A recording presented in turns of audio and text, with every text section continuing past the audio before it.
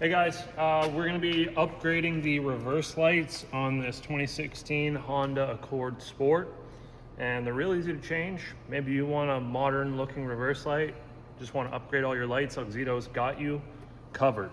All right, so pretty simple. Here's our lights.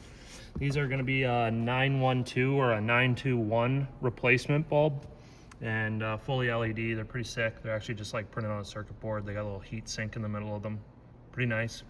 To get started here, pretty simple. We just begin by removing some of these plastic clips to get this cover off, and the face of them pops out.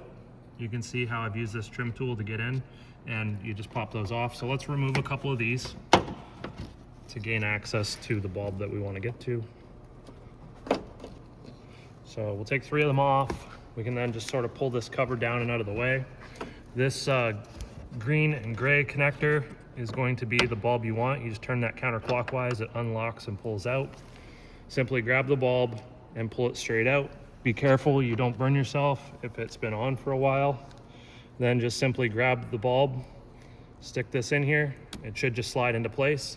And then before you put it all back together, just put the car in reverse and have somebody or yourself check it to make sure that it does come on, because seeing as these are LED, they're a diode, electricity can only flow through them in one direction, and it's possible to have them in backwards.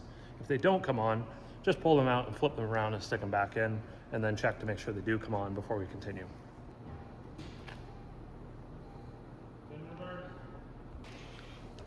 All right, so then we just stick that back in the hole, line the tabs up, make sure that it sits in there flush, turn it clockwise to lock it into place, and then we can take a look to see what they look like.